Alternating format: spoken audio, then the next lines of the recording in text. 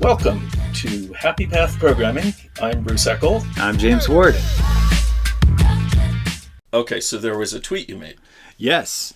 So I tweeted a couple days ago. And here it is. Programming, no matter what level, is mostly trial and error.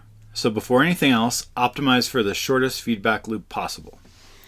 So a lot of people agreed with that and liked it. I don't think there was too many people that kind of disagreed with that, but... So this is a really controversial topic to come up with. I don't know if it is controversial. I think maybe it's controversial because often people are in environments where that's not true, not by choice. So, for example, at Salesforce, they have this huge monolithic Java application, and the developers, their cycle from when they can actually test their changes typically is on the order of many minutes to test a change. Whereas what I'm aiming for usually with my programs that I'm working on is like a second. So, but well, and the other problem with that long cycle is that you go, oh, it's going to take a long time. I'll freight a bunch of changes in here, and then you don't know which ones. Well, it's the unit testing problem. It's like the reason unit testing works is you make one little change, and if it breaks anywhere in your system, you go, oh, my one change did that. Yeah. And without that short feedback cycle, but that answers, because I've been I'm really happy with Kotlin, and drawn to it more than probably most of the compiled languages that I've used. But then there's a couple of factors, but I'm still not going, oh, well, I need to build a tool, I'll use Kotlin. I'm still using Python. And I think a lot of that is because of that really rapid feedback cycle. Yep. Yeah, and so what I didn't do in that tweet was go into too much detail about my actual development cycle that I usually aim for and the productivity benefits that I see from it. And so I thought maybe the podcast would be a good way to detail that out because it's hard to fit into a tweet or even a series of tweets. So usually when I'm working on a program, I'm using a typed language. And so what that means is that I would say 100 millisecond feedback in my IDE with red squiggles. And that's my first, that's my most inner loop. I use IntelliJ for everything. Yep.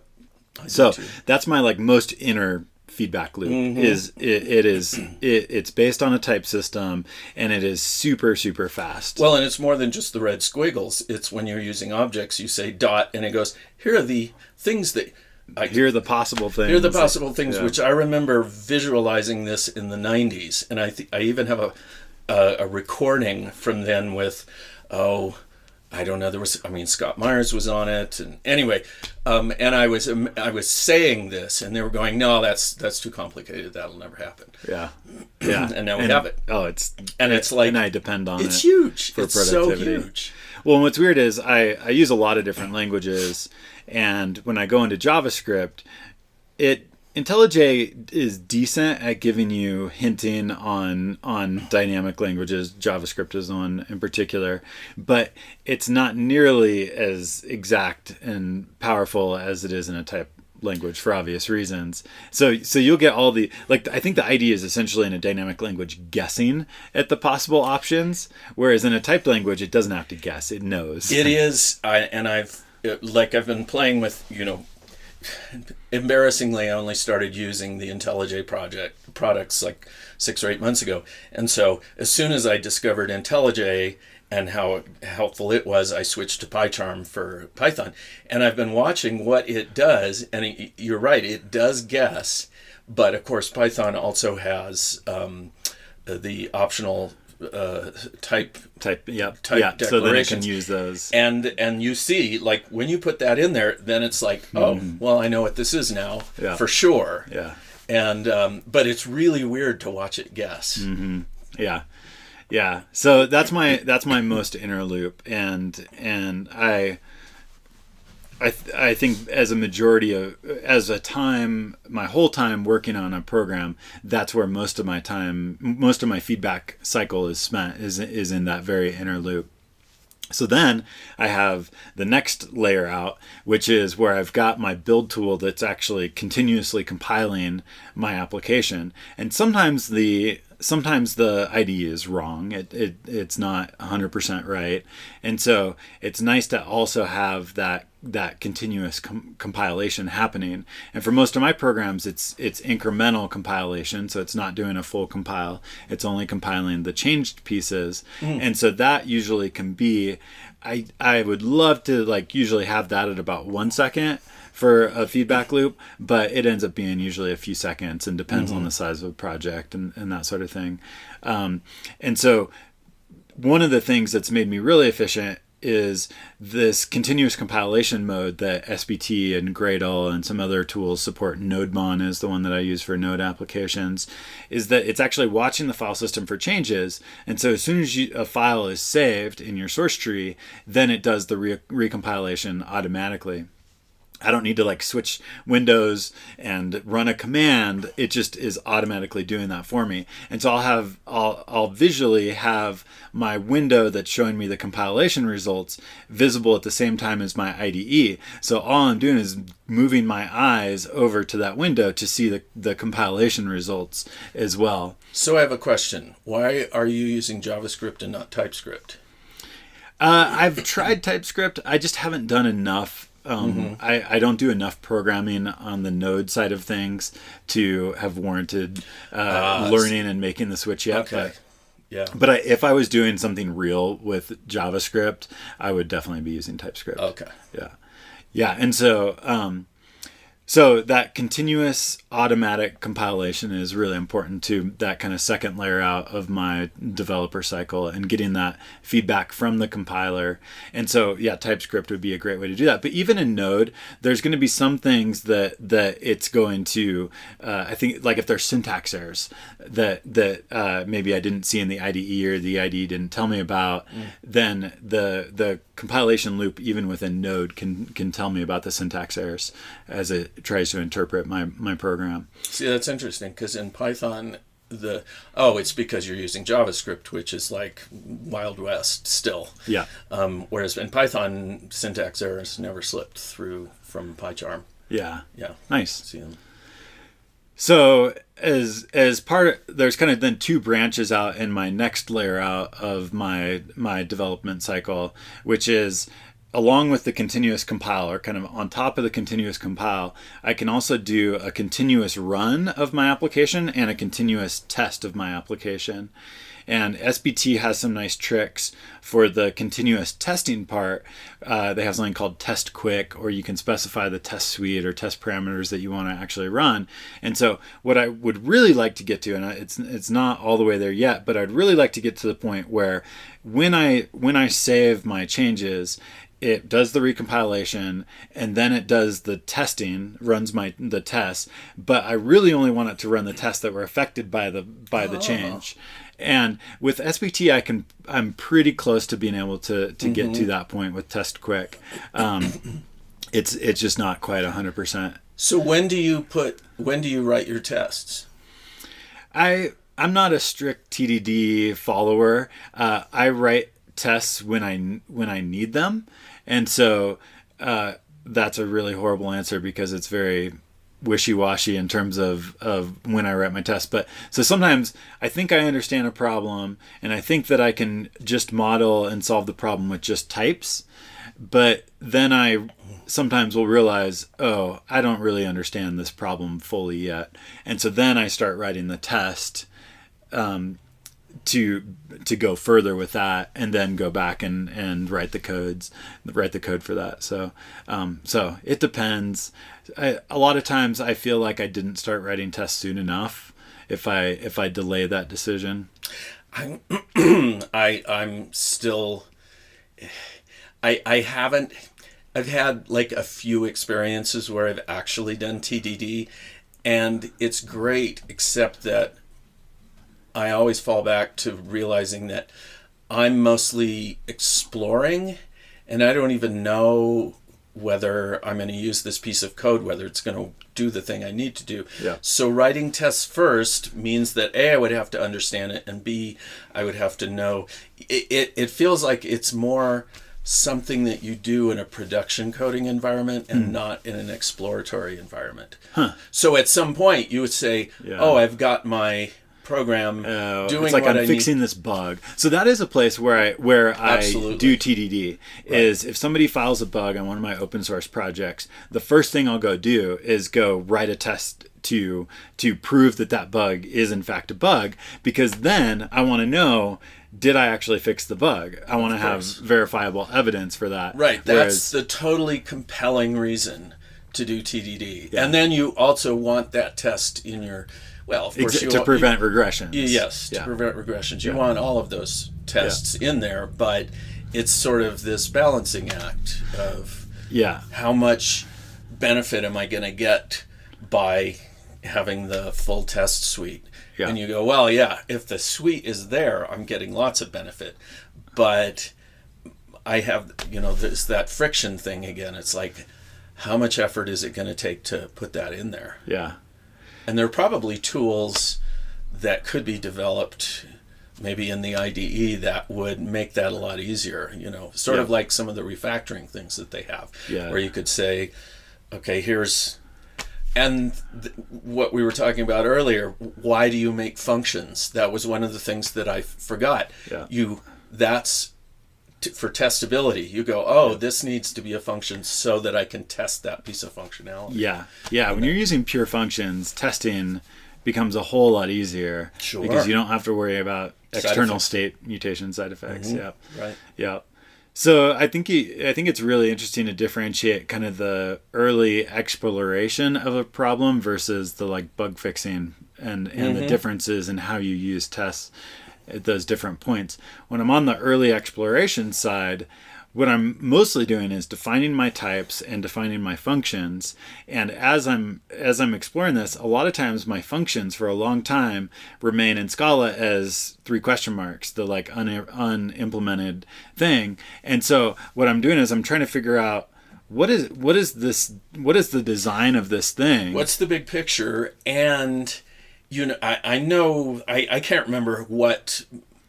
Maybe it was the pragmatic programmer or whatever, but they talked about saying, it was really important to create a basic end-to-end, setup, and that would expose things. And you think, okay, but if I'm doing TDD, that is in the way of getting your end-to-end thing set up. So it's not as simple as TDD everywhere all the time. Yeah, yeah, yeah. So in that second loop, one of the pieces of it is continually running my tests as well, and ideally just a subset of the tests that I have in my application that are the only ones that are affected by my code change. And that's just a speed issue.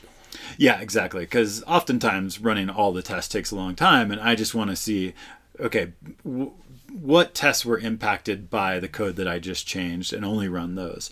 And then it certainly is a good idea to, at some point, before you commit your changes and push them up to source control, run the full test suite and validate everything.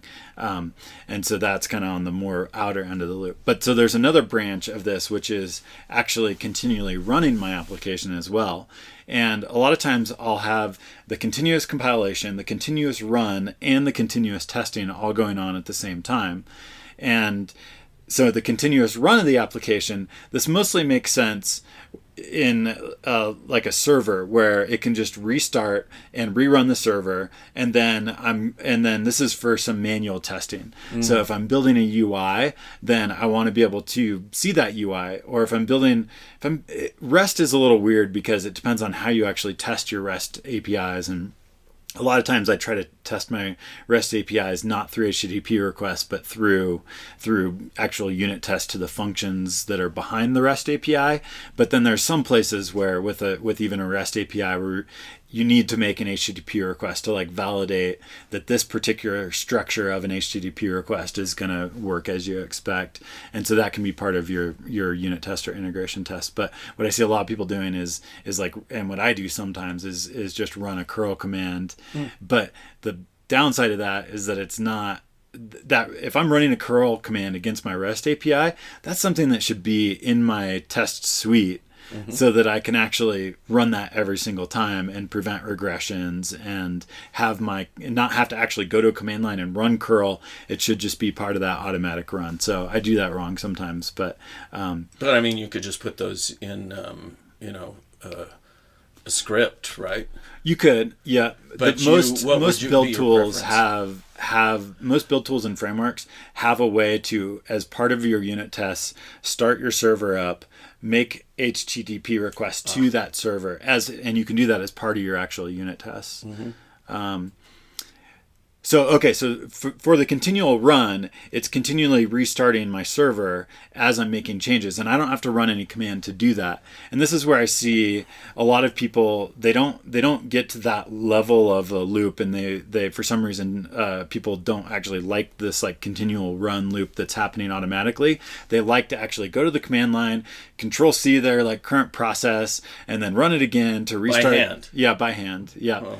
And that's actually how I usually do like Python or Go testing is exactly that flow. But then you're into like a 20-second loop, whereas mine, the restart thing is usually a couple seconds to restart that server process. Well, maybe it's just a matter, because I find resistance in setting up some of those automated things, and I have to kind of go, no, this will always pay off, and it's just one of those little hurdles. You go, oh no, I'll just do this really quick right now, and then my rule is usually the second time that I do this really quick, I put it in at least some kind of, even if it's just inside of a script. Yep. Yeah. And so it's nice if the tools just give you this experience out of the box, and Gradle does, which is great. People have done this on top of Maven. So if you're using Maven with Quarkus, they have this inside of Maven auto recompile, auto reload the server thing inside of Maven, but it's not an out of the box thing with Maven. Whereas with Gradle, it's out of the box. With SBT, it's out of the box, and so it's nice when the tools just provide this experience out of the box, and it's kind of the default. So there's another piece to the run where if I'm working on a web UI, the next piece I set up is that my server is restarting, but it's really nice if I'm looking at a web page to also just have the web page automatically refresh. And so there's a couple different ways to do this. One is there's kind of a standard for it now that came out of the Node ecosystem.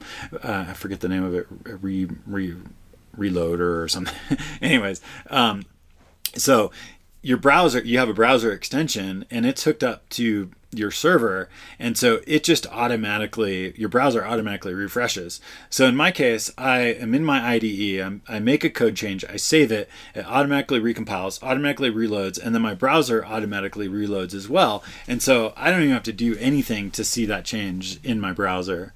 And so that's also kind of the next layer out on my development cycle if I'm building a web UI in that case. Do you use I don't remember the name of the common tool that automates browser testing? Oh yeah, I've tried it, and what's the name of that thing?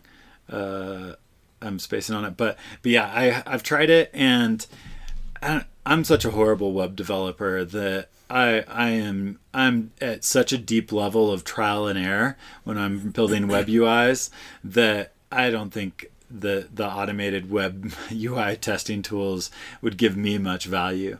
Maybe the professionals, they're not doing so much trial and error, but I haven't used it. But So somehow, I think when we started, you were trying to get this around to Agile. Well, okay, yeah. So let's go back to kind of the bigger picture, is that I have all these different kind of layers of my developer feedback loop so that I can be as productive as possible. And yeah, this helps us to build systems more quickly and all that. But another piece that I was thinking about to this, which is not described by the latency of the feedback loop, is it could be that you're working with technologies that you're just going to have to do 1,000 more iterations than somebody using another set of technologies. And in my tweet, I really emphasized the latency aspect to the feedback loop, but it could be that you're just using technologies like JavaScript that are not making your life as easy as it could be. And if you'd use TypeScript, then maybe you'd be able to get there much faster. And it doesn't mean that you shouldn't still have those tight latencies, but it could be that you are optimizing the wrong thing to be agile or to be the most productive. Mm-hmm. Right. Well, like what we were talking about at coffee, where we were looking at the value of UML and what problem it was trying to solve in the whole quote-unquote structured programming revolution. I think you were still a child when that was happening, but it was like, oh, we're solving the problem of, complexity and productivity and everything. And it turned out that no, there was more hype than actual substance there. And I wouldn't blame anybody. I think people really thought, this is the core of the problem, and then we had to go through all that to discover that, oh no, that really wasn't the right, we weren't solving the right problem. It's as an industry, we've definitely gone on a number of paths that then we later realized, oh, we were solving the wrong problem. Yeah, I think in the future people will talk about, they'll look at these things and say, oh yeah, this was early days of computer programming, and they didn't understand, they were just wandering around bumping into walls trying to solve problems, and they didn't have a way to understand what their real problem was until they had just exhausted those possibilities. And because I think for me, a lot of it is cultural and psychological. And when you talk about Agile, look at the problems that Agile is trying to solve, or set out to try and solve. And a lot of those are communication between the person creating the code and the person who wants the code, the stakeholder. Right. And and I think some of that has gotten lost in the rush to, industrialize Agile. Yeah. And we have friends who, have struggled with this, and what they ran into was not,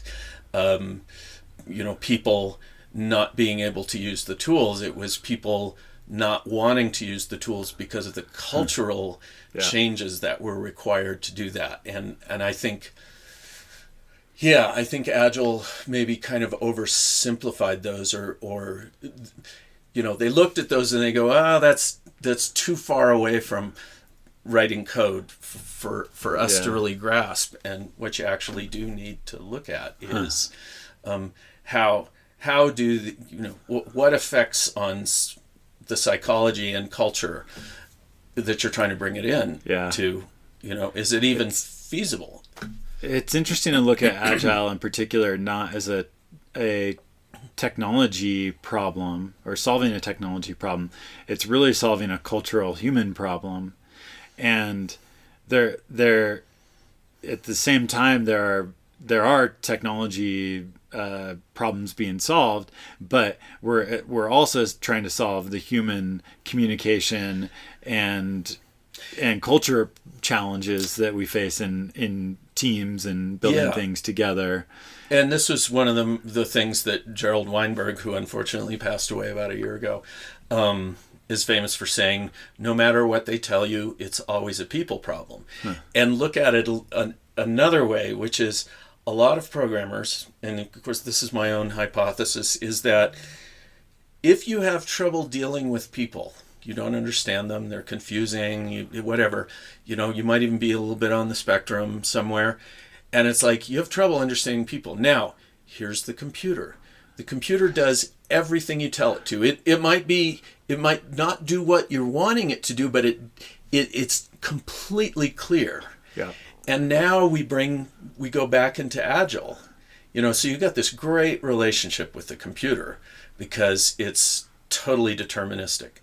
Now, we go back into Agile and you've got the people problems that Weinberg talks about, and you run into those and you go, oh man, that is too complicated. I will, retreat from that because it doesn't look like a solvable problem to me. Yeah, which is why I like to write code alone and not work on teams if I can. And the people are challenging. Yeah, and the computers are easy. You're a relatively well-adjusted human, so you interact well with people, or at least you give the impression of that. Maybe you've just learned to fake it really well. Right. I don't know. So it's interesting to look at Agile as and I think some of the other process-oriented approaches is almost trying to solve the problem technically versus culturally or communication wise. Like you look at all the development process stuff that we went through in the 90s and early 2000s, and I think we were really trying to solve those communication and culture problems by solving them like we would solve a systems a computer systems problem. That's how I know how to solve problems, and that's the quickest thing that will get me to that little endorphin bump. Yeah. So that's the way I want to solve that problem. So it's a cognitive bias issue, I think. Yeah. Yeah, but do you think Agile was maybe why it was so groundbreaking was because they acknowledged that it was a people problem. Yeah. But the problem was that then they said, "Oh, it's a people problem. Now here's how we would solve the people problem in a computer." Yeah. And we just make the communication. We create a channel, a queue or something between the programmers and the stakeholders. Problem solved. Yeah. And it's like when you realize, oh no, there's this whole bunch of others. So this is why I think, well, maybe what we need to do is incorporate nonviolent communication into Agile. I was just thinking nonviolent Agile. Nonviolent yes. Agile. You heard it here first, folks. I was actually just thinking about nonviolent communication because if we accept that we're trying to solve human problems, then maybe the right solution looks completely different. Oh, I think it does. And it's a lot more challenging to solve because we've been taught from the cradle that the way to win in life is to make someone else wrong and bad. And that does not help communication. So if you go, oh, well, now we're talking to the stakeholders more often, but those stakeholders are so wrong and bad that, and you fall into that trap and then communication stops. Yeah. And to train people I'm pretty good at it in normal circumstances, but you put me into the circumstance where it's really important and I get flustered and don't always remember how to, go through the steps. Yeah. There is an app, by the way. There's a phone app for nonviolent communication, which is Can I say something into it and then it outputs the non-violent way to say what I just said? No, it's more basic than that. Maybe because that would be a nice app. If I could be like, "You idiot! Why did you do it that way?" And as I say that in my phone, and then it says to you the non-violent way to say the same thing. When I see this, I feel frustrated and what it does is it gives you a list of, it's basically here are these different kinds of feelings that you can have when, but learning to cast something objectively. Yeah, I think this is a problem for Google, which would be wonderful because it could be something that could calm down the whole internet. Right. It's like, if we just automatically could nonviolent suggest. So when I go to post a comment on something online, my browser just says, "Would you like to say it this way instead?" Yeah. Well, and that's the thing. It's like if you're given those examples, and you can help you learn the possibilities. Oh yeah, and because that's non-violent way. It's a challenge, but a machine learning system to be able to take phrasing and turn it into NVC, that could make the world a lot better. Yeah. Nice. I like it. What's the name of that app? The The name of the app is... My phone is off, so that it doesn't make noise. I can't tell you. You probably just search for nonviolent. You search for nonviolent communication, and there's I think there's more than one, but this one I got. It has its icon is a picture of a little giraffe because nonviolent communication uses the hyena and the giraffe. So the hyena is like really aggressive and down close to the ground, and the giraffe has this big picture. You know, it can kind of see everything. So nice. So I think they even use the term for kids. They talk about hyena speak and giraffe speak or something to that effect. Huh. I should try that with my kids. Right? Oh yeah, there's all kinds of books for NVC for children, and I met one person who was raised her whole life. I mean, she was obviously young, but she was raised just with NVC from the cradle, and she was a lovely person. Huh. That's awesome. You know. So it's interesting stepping back that a lot of times when I think about developer productivity, I think about my developer productivity, and I think that was kind of where we started and what my tweet was about. But there's another side to developer productivity, which is collective developer productivity. And that's maybe where Agile and some of this process stuff tries to address it. And what's interesting is that is not a technical problem. Whereas my own developer productivity, I can solve with technology. The corporate collective developer productivity problem seems like 100% a human problem, communication and culture and that kind of stuff. So yeah, and my friend Esther Derby talks about this kind of stuff a lot in terms of how. And the illusions of trying to apply management techniques, which most of are from the industrial age, and are based on. Well, I studied this stuff for a while, and mostly it was just disappointing in realizing that 95+% of all the books and writings and ideas out there are just total.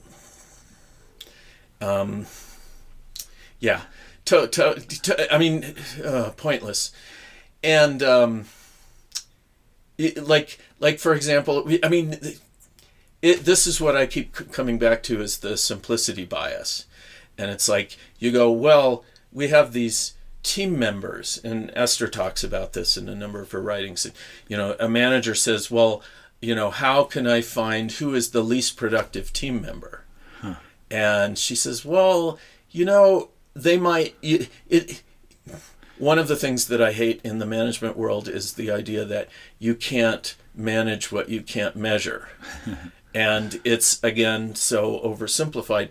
And so it's like you find, this person puts out, much less measurable code than these other people. So this is clearly the least productive person, and we could maybe fire that person or put him someplace else.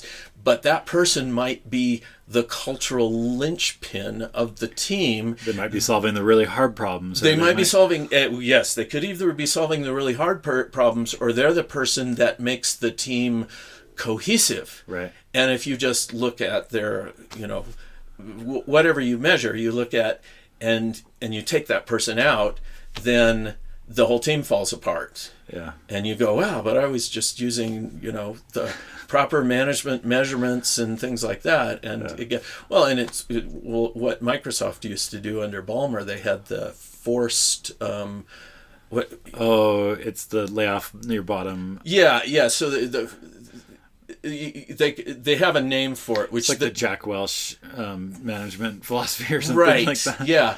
But there was the term forced in it. So it was forced ranking, I think it was what it was called. So, already when you hear the term forced, you're going, okay, this is a patriarchal way of looking at things. And so they would just say, we'll apply these tests, we'll do the forced ranking, and then the bottom 20% we can just throw away. And it was like, simple. And it was makes so much sense. Disaster. People hated it.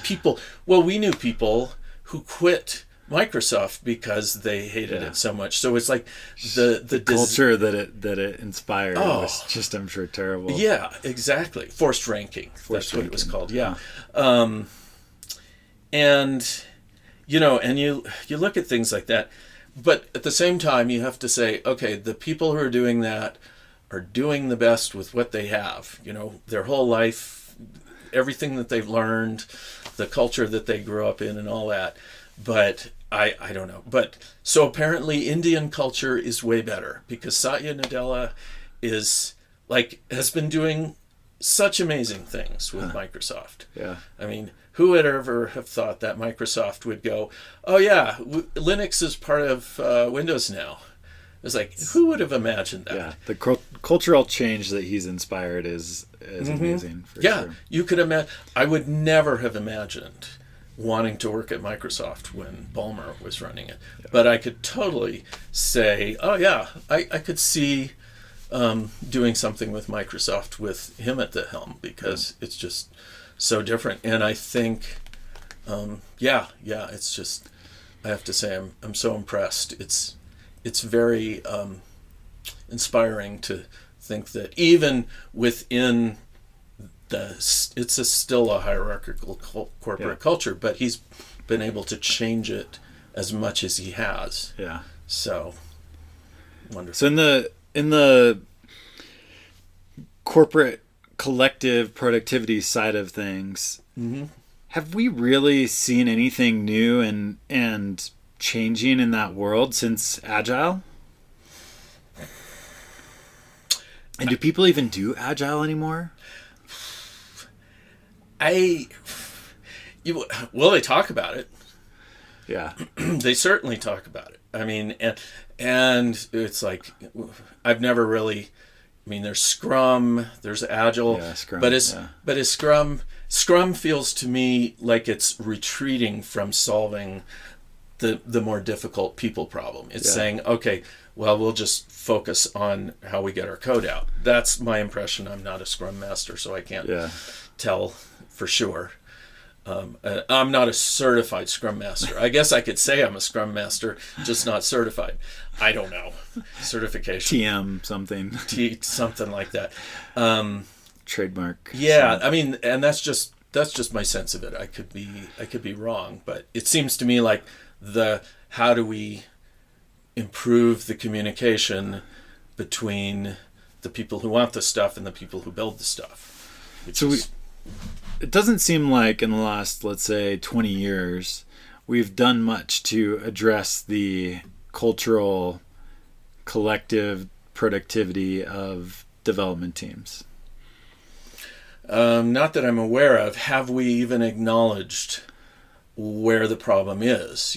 We've done things like forced ranking, and fortunately most people, who knows? I don't know how many companies are still thinking in those terms, but because it's much harder to think in terms of, oh, well, this group magically is good at what they do, and so we don't understand it, and so we shouldn't try and control it. The whole point of management, I think, is to try and control things. Yeah. And so those two things are just butting heads. Yeah. Yeah. And so I think we'd actually have to acknowledge that what Weinberg says is true, and we have to actually address things as people problems. Yeah. And that is what Esther and people like her try and do, is look at it in terms of people problems. But I'm not sure how much headway they've made. Our friend Barry, who used to be an Agile consultant, I think he just kept running into problems where it was the culture, the management would say, we want Agile. And then he'd come in and say, well, here's what you have to do to become Agile. And they would say, oh, well, we don't want to do those things. Can we just do the things we want to do?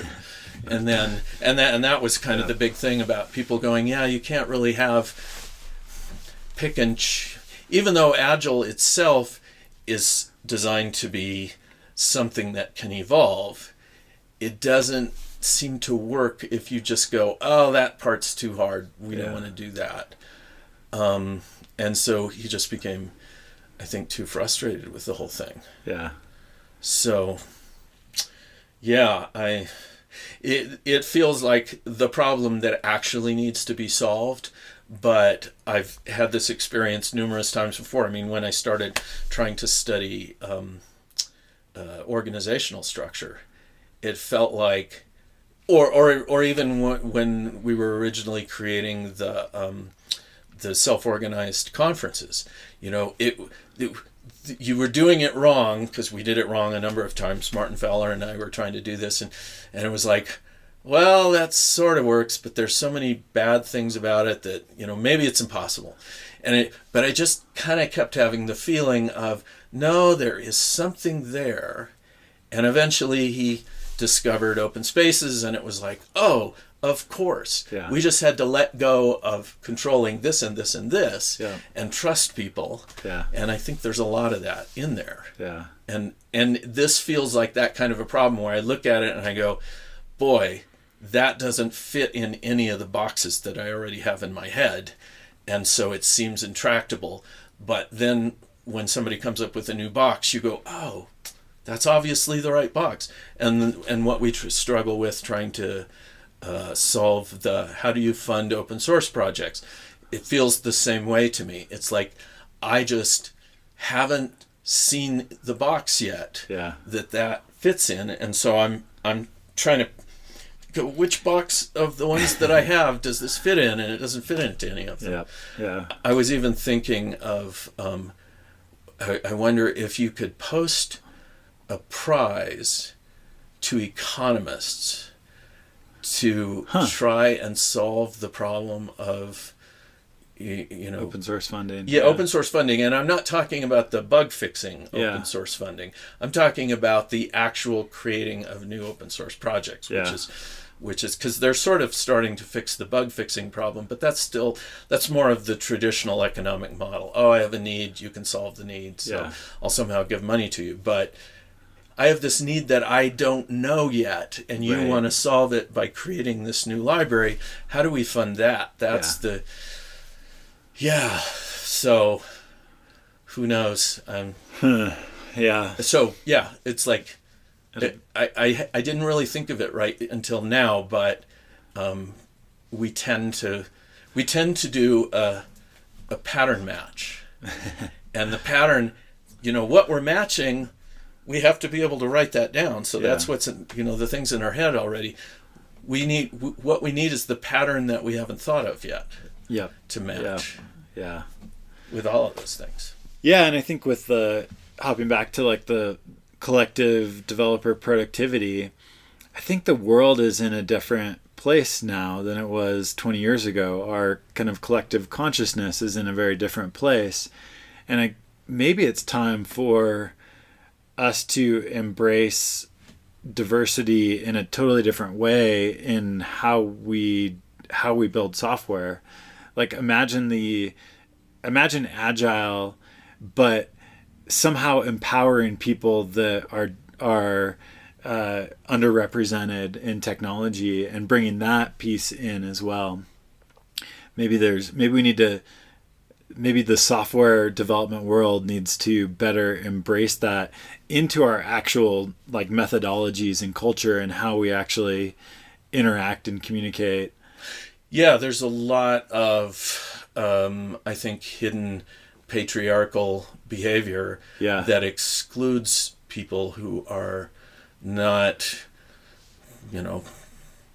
white male Western programmer thinkers. And the real tragedy of that is that, you imagine somebody who is in different circumstances, who's brilliant, and who would add tremendously to the world, but they're, they look at it and they go, oh, that's just another one of those things that's going to be it's the friction thing again. We got to lower the friction for that person to be able to, and Python has done, I'm going to argue, more than any other community in pioneering inclusion. In particular, all kinds of people who are not normally representative feel comfortable joining the Python community, and the community benefits hugely from that. Oh, absolutely.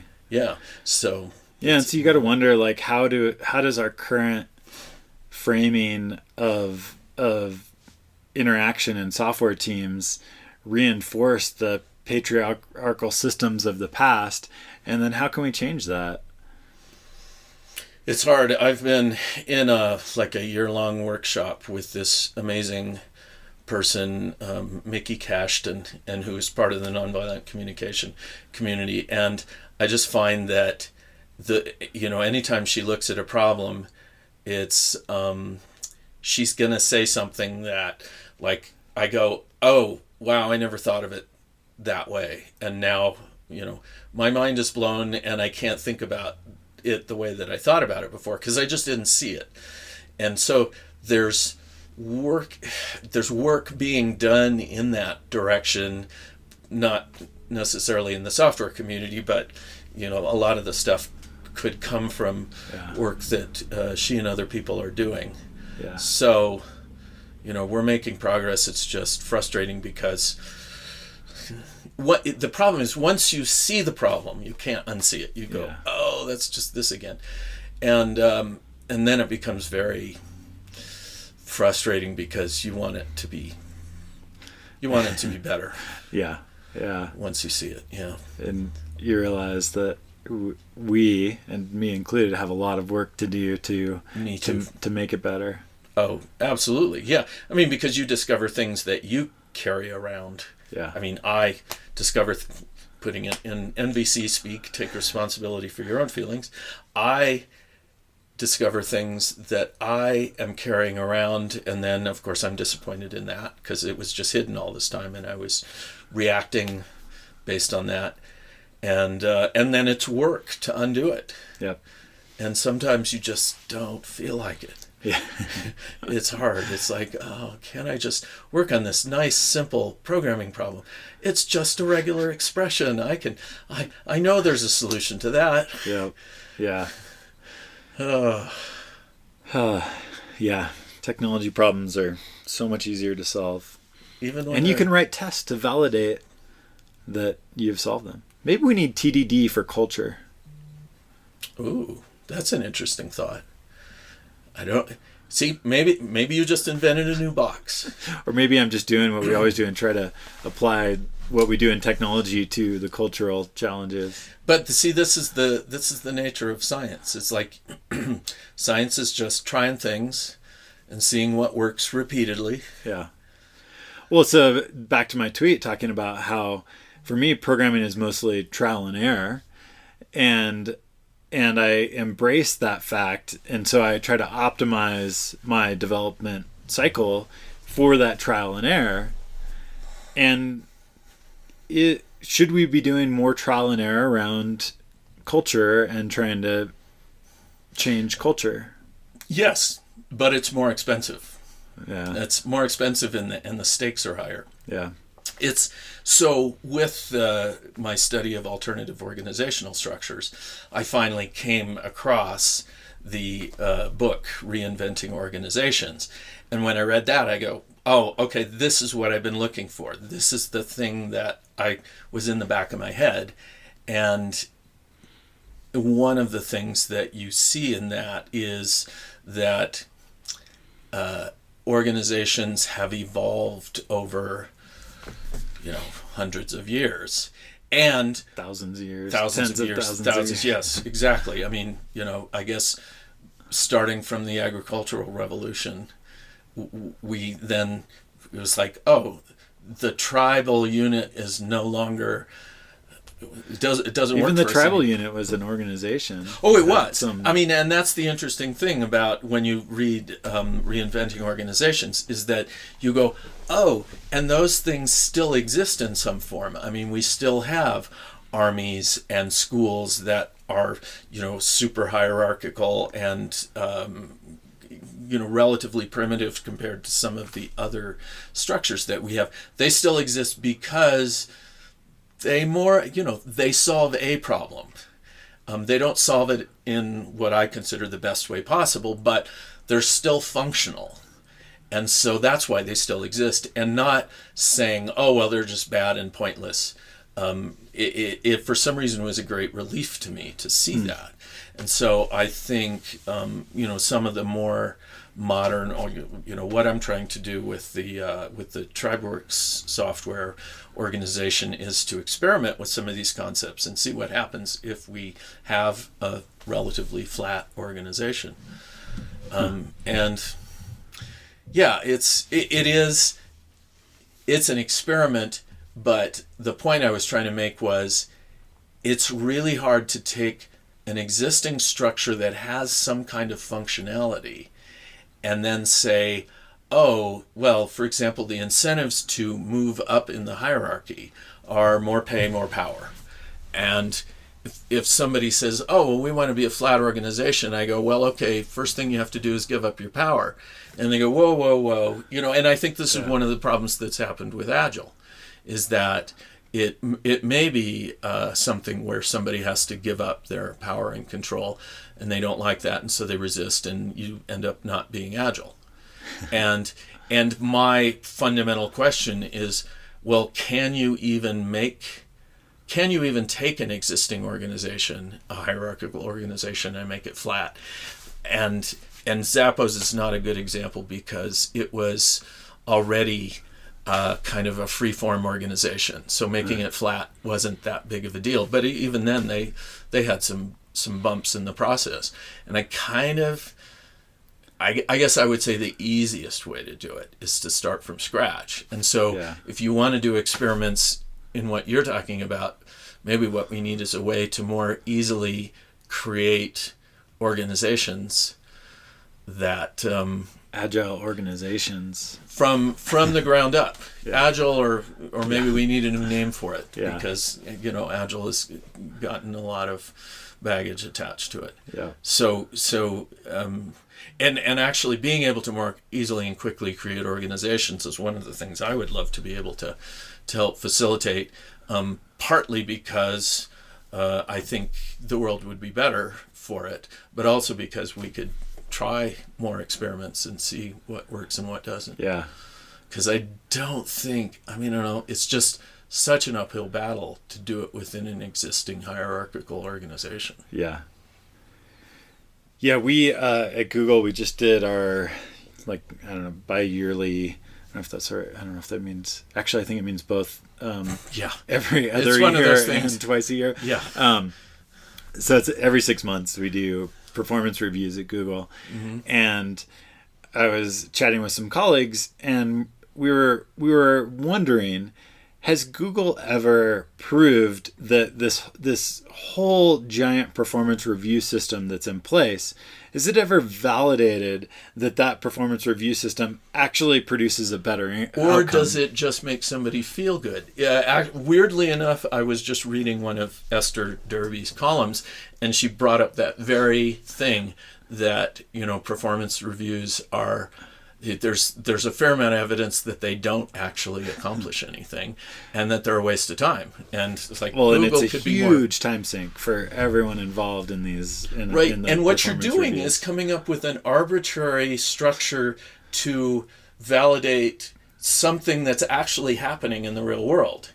And so, the team members know if somebody is helping or hurting, and so having the manager say, okay, well, I have this structure that I'll put you through. It's the same problem as interviews. Interviews have been shown to be very ineffective in terms of how do you find whether somebody's a good employee or not. And yet we continue doing them because it makes somebody feel good. Right? Well, and we don't have, we have to do something. At least that's the argument. We have to do something, and this is the only thing we know how to do.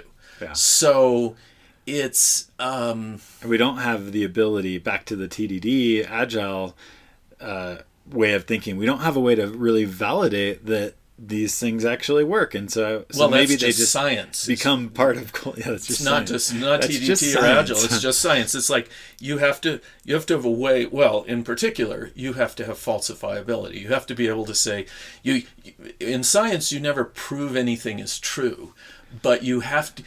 The model just works, or it works until it stops working. But there has to be a way to say, oh, it's not working. Right. And the way that you say that it is working, for all intents and purposes, is you go, well, it fits the data that we've had, and it produces, it's predictable. It creates, if I put this data in, it says, oh yeah, here's what comes out, and that gives you, the result more or less that you're expecting. And so if you don't have falsifiability built into it, then it's just basically a belief system. And management, well, and my study of management has shown that it's predominantly just belief systems. Yeah. And so you can make up your own management thing, and it doesn't have to be falsifiable. So there's no consequences for inventing a new system of management or a new management idea. It's like, what's weird, looking at it as a belief system, you can see why it's so hard to change. These things like performance reviews and interview process. Yeah, because there's no falsifiability. So you can't, people just go, no, it works. How do you argue from that? Right. You have to be able to say, oh no, here's a thing that shows that it doesn't work. Yeah. So, Yeah. Well, in our capitalistic culture, I could see them, management ultimately trying to relate it to like profitability. But like, is that the right thing? Well, and it's so tenuous. There are so many factors that are not measurable that to go from here to profitability. But your job is, if you don't turn the company around in one quarter, we fire you and we get you another CEO. Quarterly profitability. Profitability. Yeah, there's your measurement standard. It's like, did profits go up this quarter? Yeah. And it's like, it's very tenuous. I think the biggest problem is that the structure is based on I get a personal benefit from what I do rather than, and that's really how capitalism started. It was people in the aristocracy seeing this marketplace and going, how do I benefit from the marketplace without actually doing any work? Yeah. And so they came up with that. And so now it is fundamentally about how do I benefit from this, and not how do we benefit from it. Right. It isn't. Yeah, it's very individualistic. It has to be. It does, and so sometimes it ends up being, oh well, some people have to be out of work, and somebody for this system to work.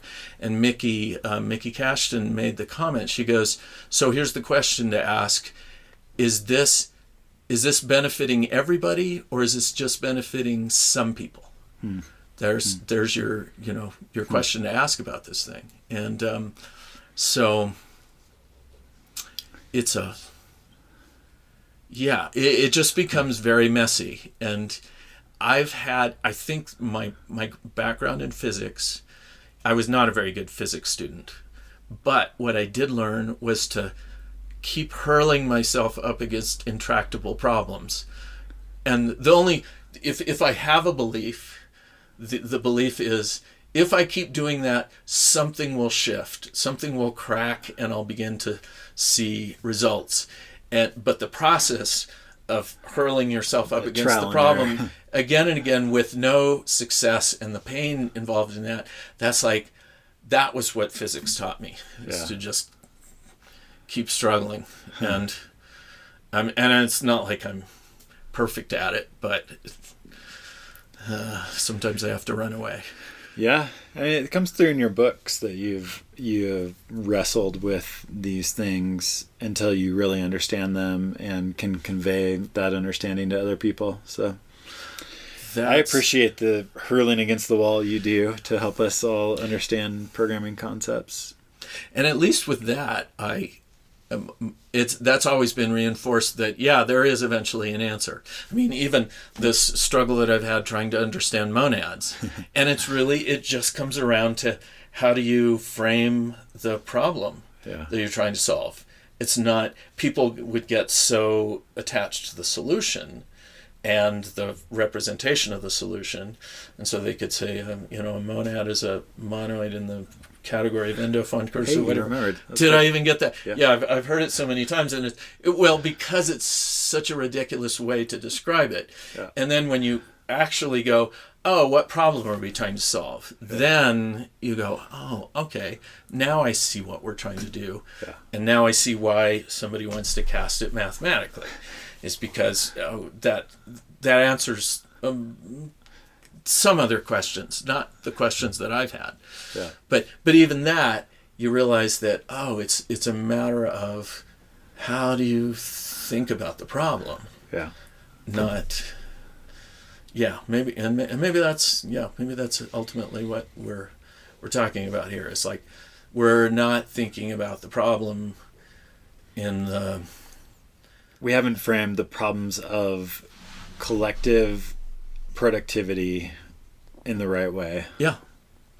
Yeah, and that's the struggle, and that involves dealing with all the messy, difficult people problems. Because maybe what we actually need to do in control systems, it's weird because to make a control system stable, often the solution is to inject noise into the control system. And I can't remember all the equations and everything, but I remember just having my mind kind of blown when I heard that.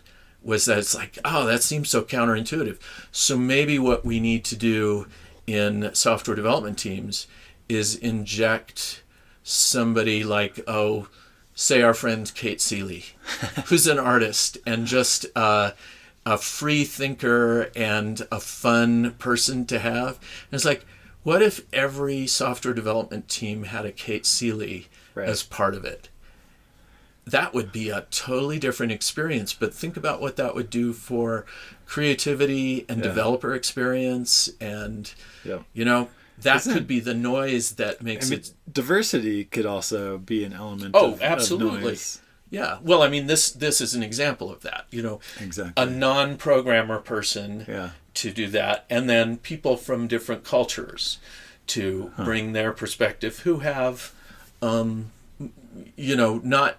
not who are trying to conform to the existing culture, but who are actually free to bring in aspects of their culture. And this is something that can be